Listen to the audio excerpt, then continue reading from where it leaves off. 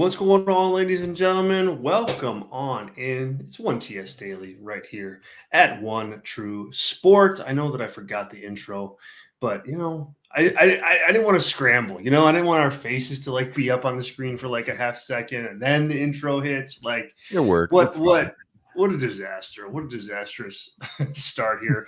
I'm Zack Heydorn, your host from Brass Rig Media. That's Ryan Droste from the Top Rope Nation podcast. We're here every morning, 11 Eastern, to talk with you about pro wrestling, the news of the day, the news of the week, and it's a big one here with SummerSlam on the horizon.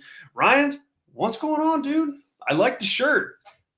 I mean, football season's in the air, Zach. We will not have a month again without football until March. The Chicago Bears open the pretend season tonight at the Hall of Fame game. So looking forward to watching some of the reserves, some of the people trying to make the team. Yep. Also this morning, I just got done eating some of the best pancakes I've ever had in my life. My daughter Lauren cooked. Shout out. Great pancakes. Wow. Yeah, so doing very good this morning. How about you? I'm doing good. We're heading out on vacation, so it'll be a bit until I'm on the show again. But we're heading up to the far part of northern Minnesota for a week on a lake, and so today will be lots of packing, lots of running around, getting stuff ready for the big trek tomorrow. But hey, family time is good, even if it is in a car for 15 hours. It is still a lot of fun. But yeah, you're gonna hold down the fort, while I'm out, and maybe have some guest hosts, and yeah, we'll still be kicking here. Yeah, we'll handle it. Don't worry about us. We'll do fine, Zach. You go baptize yourself in the waters of Lake Minnetonka. Ooh, okay. My mission. Challenge accepted. Dude, speaking of the Hall of Fame game, Devin Hester going in the Hall of Fame. Yeah. How cool is that? I mean, is he's certainly the most exciting Chicago Bears player that I realize he's probably not in the history of the Bears, the best player, the most exciting player, Walter Payton, etc. He's certainly the most exciting player that I've seen live. I mean, It was just riveting to watch that guy run, and it's cool that he's going to be going to the Hall of Fame tomorrow. He's in my top five. My top five favorites of all time, easily. I mean, yeah, the dude totally changed the game. They changed the way they kicked players because of him. They changed the rules because of him. Mm-hmm. I mean, yeah, he transcended the game. I mean, he should have been a first ballot Hall of Famer. I felt like they just made it a point that they didn't want to put a special teamer in on the first ballot, but whatever. I think third ballot, definitely deserving. Greatest return man of all time. Steve McMichael going in, finally. Mongo. Yep. I mean, he's number 4 all time in sacks by a defensive tackle, and he wasn't in the Hall of Fame. They should have put him in 25 years ago.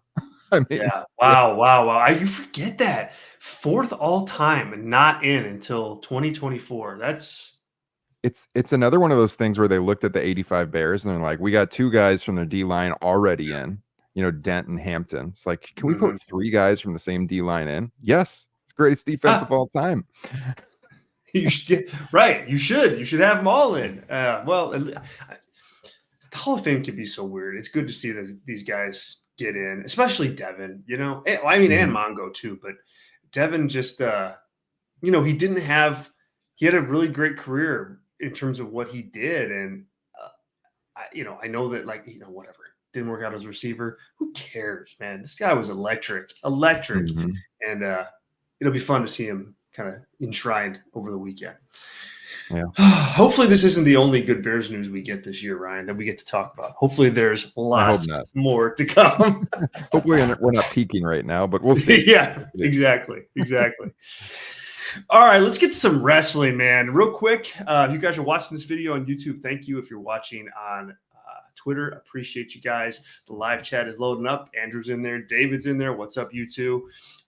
If you're interested in supporting the show and asking a question or making a comment that we definitely read, you can leave us a super chat. That's a great way to support us, to support the show.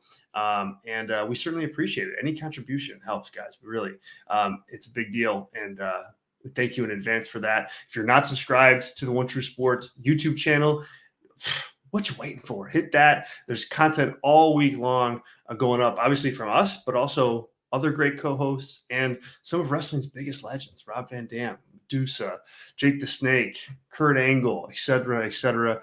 Don't miss it. Subscribe, and you can also head over to onetruesport.com to check out membership options where you can get even more from those legends and even interact with them on a month-to-month or so-ish basis, depending on what membership tier you pick. So head over there right now, onetruesport.com. That's where you can find merch for this show. If you're interested in a hat or a shirt or something cool like that, you can get it there. There's also some other really great merch up there too. So it's all there. OneTrueSport.com. Make it part of your day. Let's talk Dynamite from last night, Ryan. Let's start there. And All In got a really big stipulation in the main event. Last night on the show, we heard from Bryan Danielson, who thankfully, and we kind of called for this yesterday as we were previewing the show, thankfully, Bryan dropped the I'm just going to kind of enjoy my time and All In, and I'm just going to like soak in the moments. Like, he kind of dropped that and was just like, look, I'm making promises now. I am going to make a promise to my daughter, and I'm also going to make a promise that I'm going to win the world championship. And that is the tone that I think he needed to strike. I think he got there. More so than that, he put his career on the line. If he doesn't win the world title, Bryan says he will never wrestle again. Swerve and Danielson shake on it in the middle of the ring. What do you think of this segment, Ryan? What do you think of Danielson? Kind of that slight pivot, the stipulation, but also Swerve, because I think he played a big role in kind of making that as dramatic as it was as well. Well, I almost felt like they were listening to our show, because everything we said yesterday on how they could make this match increase in interest even more, they did. I talked about yesterday, make it the point that it's Bryan's last chance, going for the title one more time. That's essentially what he talked about in his promo. You know what, the stipulation, I've kind of gone back and forth on if I like it or not. So when he said it live, I really liked it. Even this morning, I was kind of liking it, because it's very believable, because we know his time in the ring is winding down. Although he has said that he might wrestle sporadically after this year, multiple times in interviews. So at first I was like, well, that's interesting, because we know he's wrapping it up. So like sometimes you see these career stipulation matches and it's a guy who's like clearly not going to retire, and you don't buy it at all. And here you can actually buy it. So on that hand, I was like, okay, it's kind of interesting. I like it. But then, are they just foreshadowing the result? Does this mean that Bryan is going to for sure win? Because I guess they could just have him end his career out of nowhere like that. But I've kind of imagined him continuing on to Wrestle Dream, getting back to his home state of Washington, and then having just some big matches occasionally next year and beyond. And that would, totally wipe out that from happening. So I wonder if this telegraphs the results a little bit. And then also, I want to credit my co-host Justin Joint, who made this point over in the Top Rope Nation Facebook group this morning. Co-host over on Top Rope Nation. He said, I'm not sure that it is the greatest move or the greatest look for your newly minted babyface champion to retire the most beloved babyface of the past 20 years. I think that's a good point. It's a really good point. I want to put a pin in that, because that is on my note sheet here to talk about. So let me put a pin in that. I'm with you on the pros and cons of the stipulation. I think without question, it makes the match more intriguing and more dramatic, because you just have that on the line. And so I think that's a good thing. To me, the same thing crossed my mind of like, hey, this really does forecast Danielson winning, because he never said he's going to retire. Like, he said he's going to just not wrestle, or like he said he wouldn't sign a contract, that he wouldn't wrestle full time. That has always been, the stipulation to like his future in wrestling. The thing that I think I land, if like you were to ask me like, hey, what are your thoughts on this? No hedging allowed, no back and forth, like put it out there right now, what your official thought is. I would say, I think I'm okay with it. I think I'm okay with it because the match needs drama, because you want it to seem like a big time main event, because I think in this instance, the meta news on his contract that's out there that people know could, essentially mean that like, hey, like maybe sure, maybe he was planning on doing some one-off matches, but if he loses this match, okay, maybe he won't, or maybe he'll have to come out of retirement for another reason. I think there's enough like plausible outcomes of how like the future of his career could go, where there's enough, of a kind of seed in my mind of like, all right, maybe he could actually retire. Like maybe that is plausible here, where in other instances, like you talk about, it's totally not plausible for someone to do that. It is on the table here. And so I think it's okay from that perspective, where it's not, you're not just completely ignoring like the obvious. But it is walking that line. Let me take the pin out of the Swerve thing. I think you're right. Justin's right on that. This is, and it's not just, Swerve as a babyface has been tasked with some really tough spots, when you think about it, like going up against Samoa Joe at the time that he did to win the title. I mean, Joe, yeah, he was a heel, but he was kind of like a beloved badass more than he was like this just incredibly like vicious heel. Then you go on to Christian. Okay, that was what it was, heel babyface. Then you put him in a match with Will Ospreay, and babyface. Well, and now he's up against Will Ospreay, another top tier babyface. Man, that's a tough spot as you're trying to become the babyface of the company. And now here you are again. And not only are you in there with Bryan Danielson, somebody that's just beloved for the last 20 years in professional wrestling, but Danielson's going for the championship. And now he's going to be potentially retiring if Swerve beats him. This is a murderer's row for like a babyface that's trying to find his voice. I mean, it's not good for him as a this babyface character, I don't think. But last night, I thought Swerve made it work though. Like, I don't think it's good if you want this guy to be like your, shining star and you're going to put him out on the talk show circuits and all that jazz and media and all that.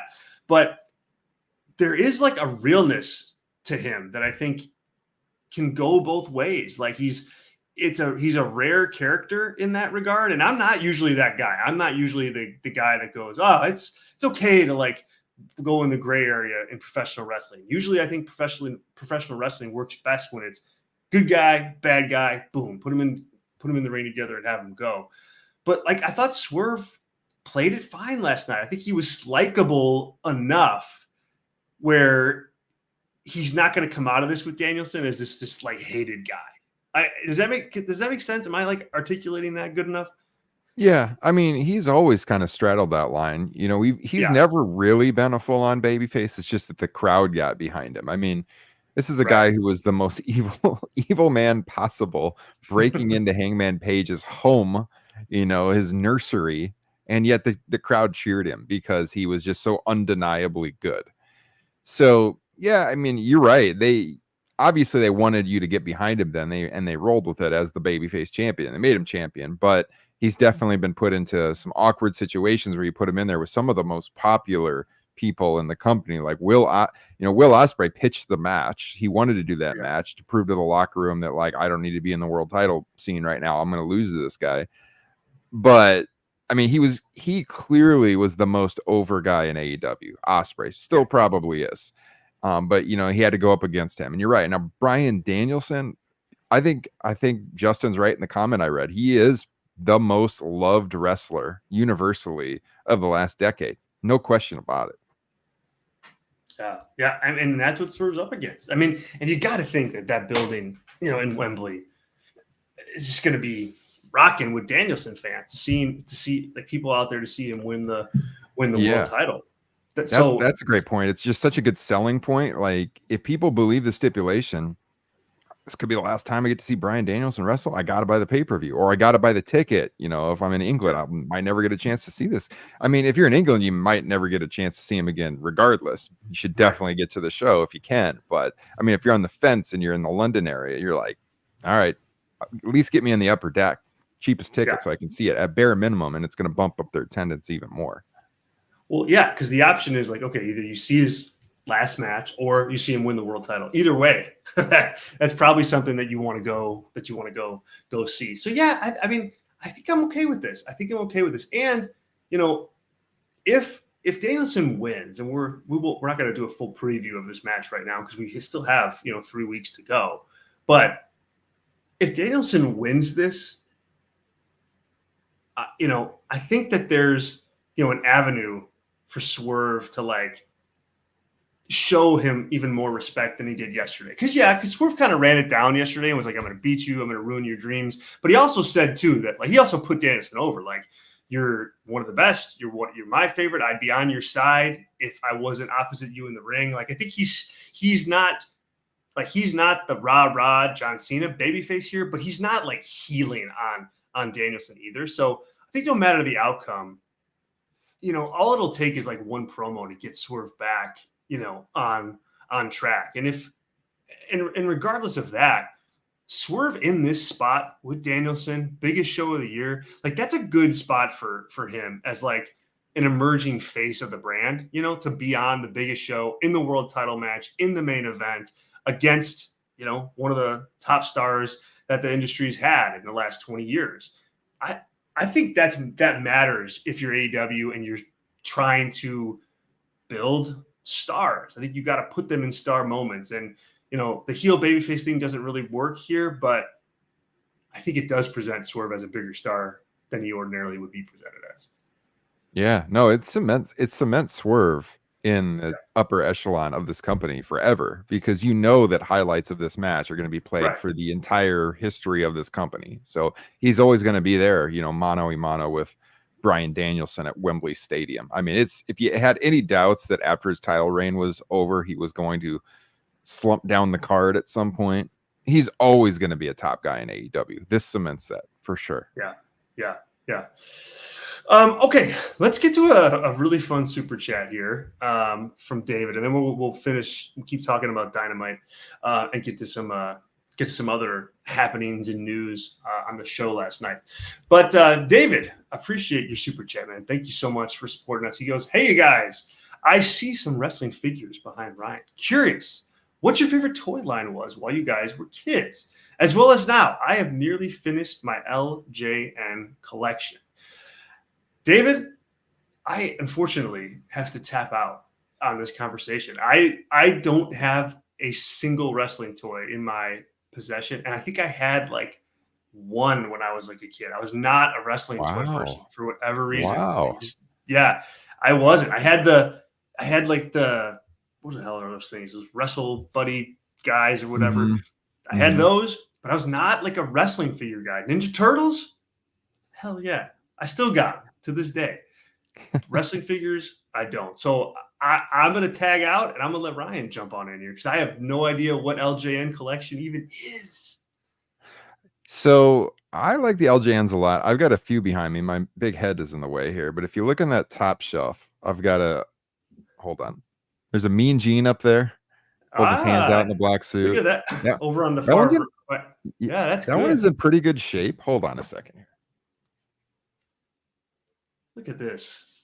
All right. You can still see even the WWF logo on the microphone. I don't know if that's going to show up in the focus. Oh, my God. But usually that's rubbed off when you buy these used. This is used. It's not my original. And then I've got a Savage up there and a Heenan on the top shelf. I've got a few more LJNs around here. It's not my favorite line, but those are for sure the first ones I can remember at all. I'm 40. I'm like 2 years older than Zach. We're about the same age.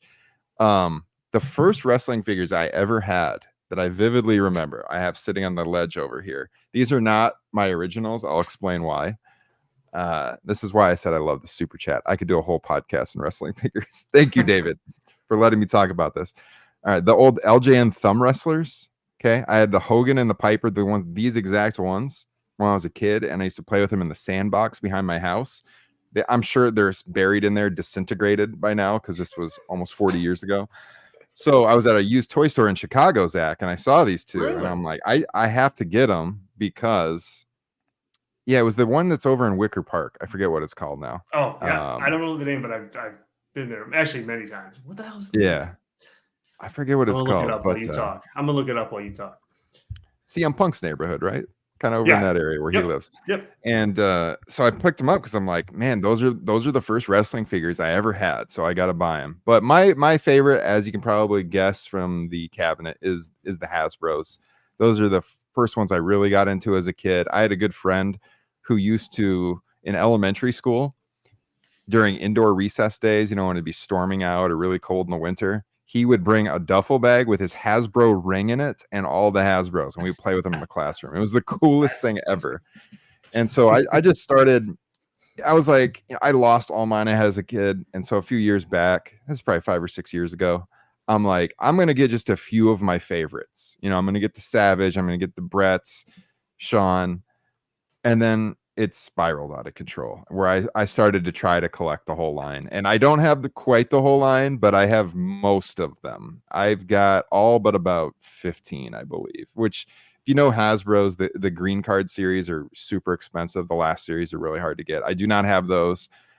I got most of the rest of them in there, though. So I would have to go Hasbro. Yeah.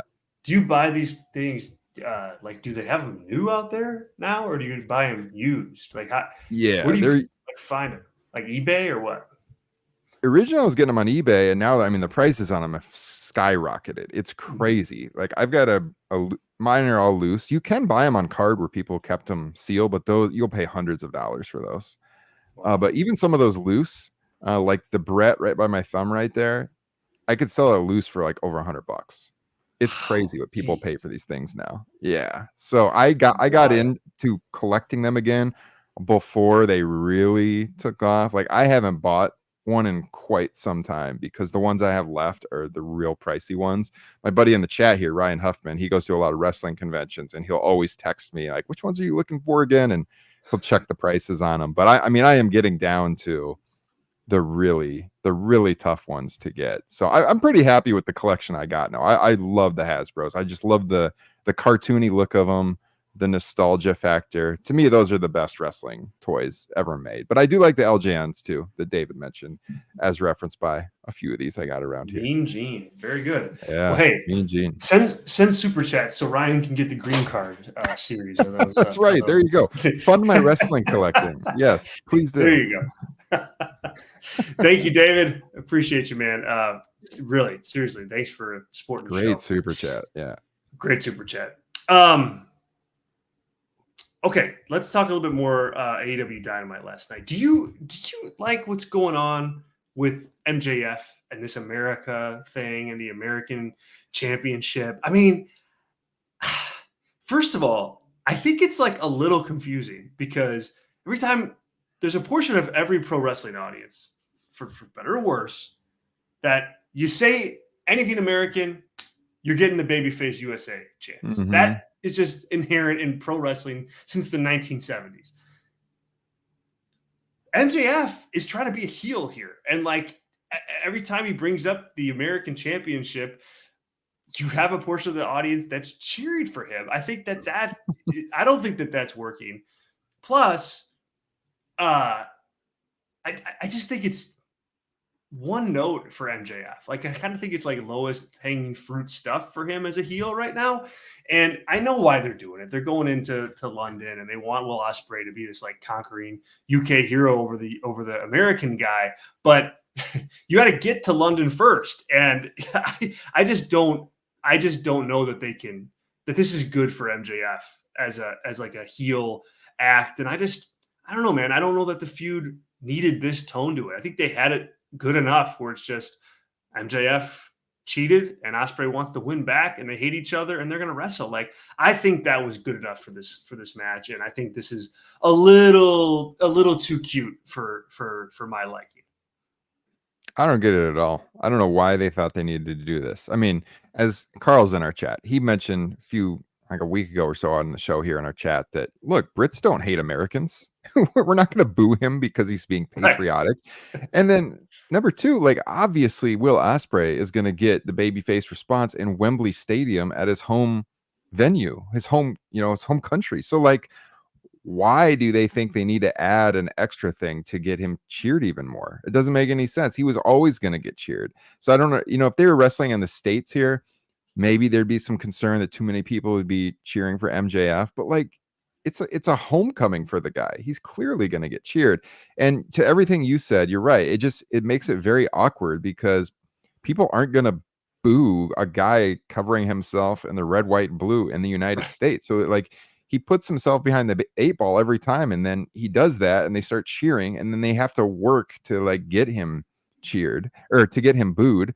Like Ospreay came out last night, and the crowd wasn't really giving him a great response because they didn't know how to respond because of MJF doing the rah rah America stuff, and they had to like work to get Ospreay cheered. So like you even saw like MJF got back on the mic, and you can almost see his gears spinning. Like, all right, how can I get these people to boo me some more? When he was at the top of the ramp, I don't know why they did this. It makes no sense at all to me. Do you?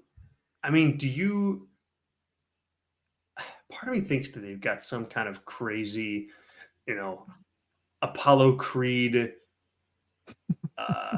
Rocky IV entrance planned for like MJF, like in Wembley at Wembley Stadium. Come out to Living in America by James Brown. That would be pretty incredible. I mean, I don't because I'm with you. Like it just doesn't make sense. It's just not needed. Like it's just one of those things where I think this is one time where you just gotta say to the people involved, like, hey guys, look, we don't need this. We don't need this. You don't need, this like idea of America versus the UK, because that's not a real rivalry. And it's not 1776. What are we doing here? Right. Come on. So yeah, I and also like, does MJF stay in this? Like, does he stay in this like America like gimmick? Like, no. So it's clearly like a one-off thing just for this show. And I'm not a huge fan of that part either. I liked Ospreay's promo last night in terms of like, he had the fire, he had the passion like usual, but boy, I'll tell you, man, it's hard to buy what he says about like the international championship meaning as much as it does when you've got the world championship out there, the TNT championship out there, the continental championship out there, and this one. It's just, I think, you got to save like that promo. You got to let Swerve cut that promo about the world title. Like you can't, I don't think you can try to put that kind of meaning on every single singles championship that you have without differentiating the two. And I think that promo would have landed better than it did if you established the international championship as something that means more than just, oh, it's a title that some of the top guys in the company have had. And I that stood out greatly to me when he's talking. I was just like, okay, well, like that's great, but like the international championship is like just one of 4 titles. Like this is where having so many singles titles on the waists of top guys can hurt you. It was also kind of unintentionally funny when when Ospreay went through the lineage of the champions, because it was like he was getting a little, definitely not top of the card. I don't want to be too insulting here, but he's like, all these people that have worked their butts off to make this title mean something. Like the whole 5 people that held the title before him. Yes, he's like Pac, Orange Cassidy, John Moxley. Okay, there we go, big star. Yeah. Ray Phoenix, Roderick Strong. It's like, all right. Yeah, very solidly mid-card now. You're not really making your point there. I was like, yeah, it doesn't mean a lot yet, is essentially the point, I guess. Kyle Fletcher got some mic time. That was a surprise to see. I think he cut a pretty good promo. He also completely eviscerated whatever was left of the Don Callis family at the same time. Good, get him off TV. Yeah. Yes. Not Fletcher, but Don Callis. Yeah. Did you like the promo? Did you? I mean, I think it's a good enough match for next week. I'm always interested in more Kyle Fletcher. Big fan of Kyle Fletcher. But yeah, like I said, I'm totally fine just ridding all of the television airwaves of the Don Callis family. I think he is long past overstayed his welcome. There's no need for that faction any longer. So yeah, that was fine. He showed some good fire. Be a good match next week. Yeah, agreed. Okay, and then in the main event, we had Darby Allin and Hangman Page had one vicious match. I mean, Darby Allin, man, god dang. I I mean, he put his body on the line. He made Paige look like $1 million, and then got a win, with a roll up.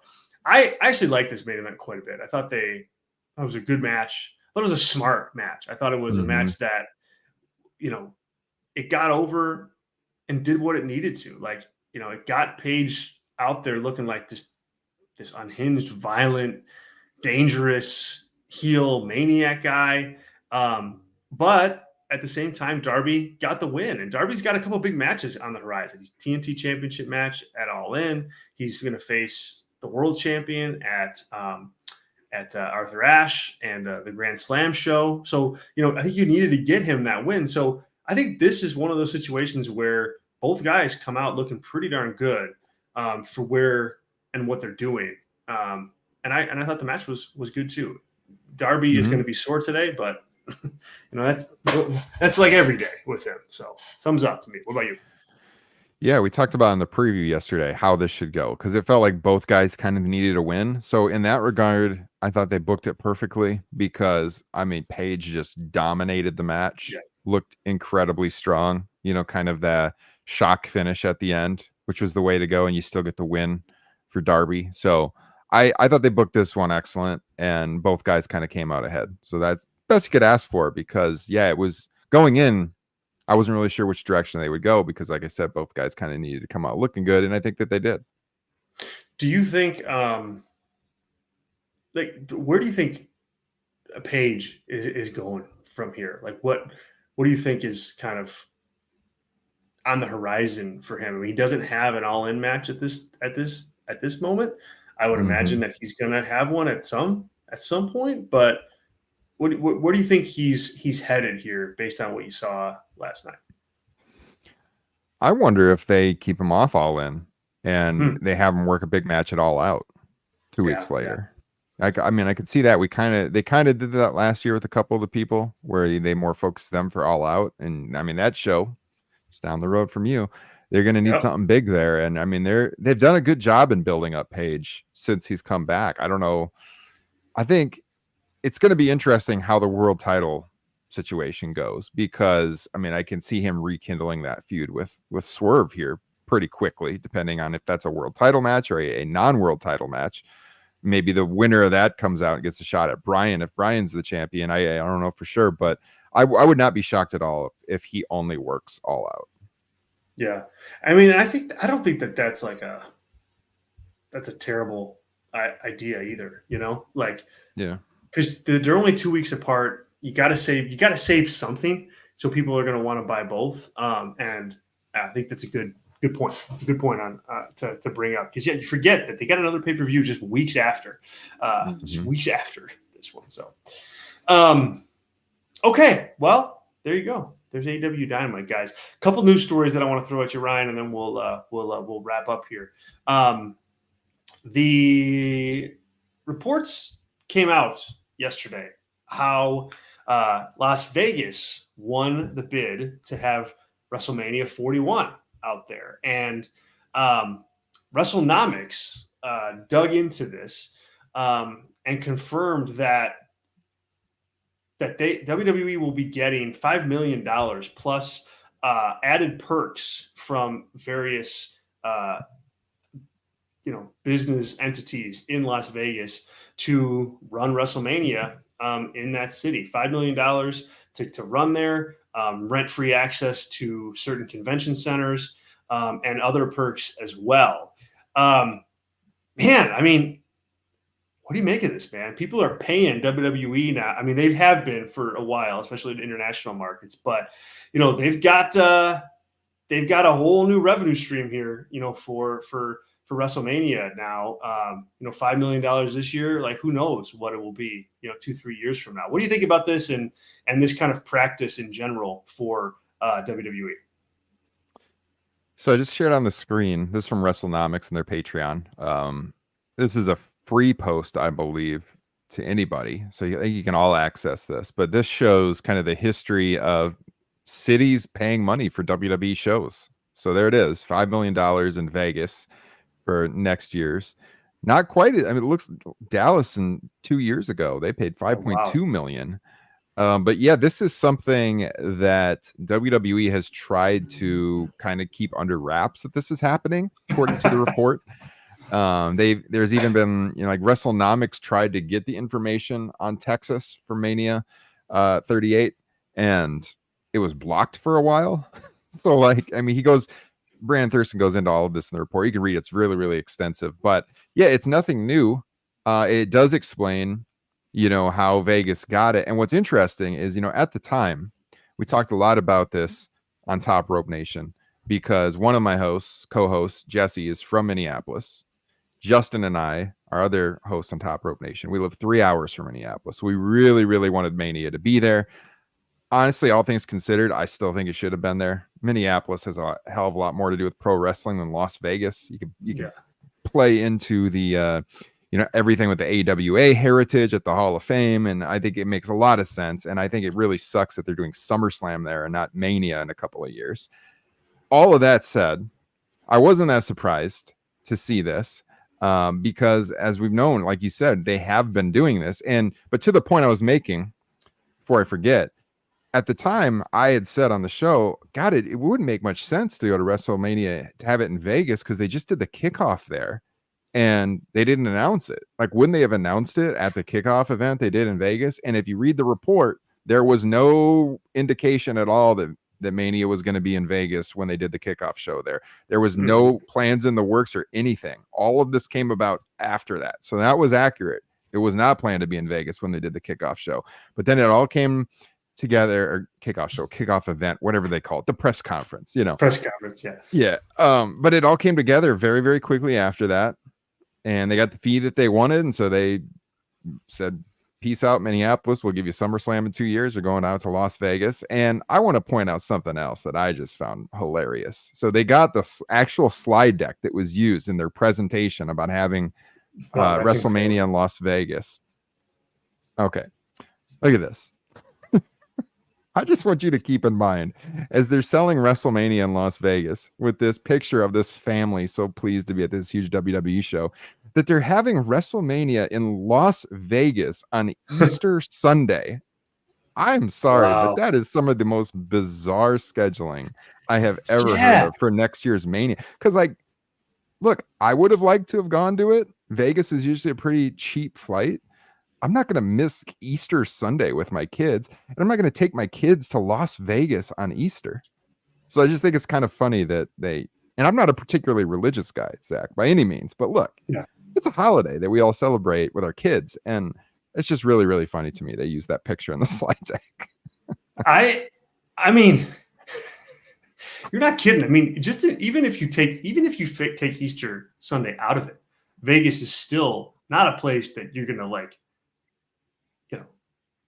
bring kids to, I mean, you can, but it's like, it's an adult playground for the most part. Like, more and more they got some kids things to do, but it's not like necessarily like a family friendly location. So yeah. And then Easter just makes it so strange. Yeah. This is great. If you guys aren't checking out WrestleNomics' stuff, they've done some really tremendous work on this. They've also done some really tremendous work on the Janelle Grant, Vince McMahon story too. So again, just FYI, if you want more really detailed information on that, WrestleNomics has done a really nice job post wrestling too. This is something. And Carl in the chat here says, I think the amount London will have to pay for Mania will make $5 million look small. I can see it being over or closer to $7.5 or $8 million.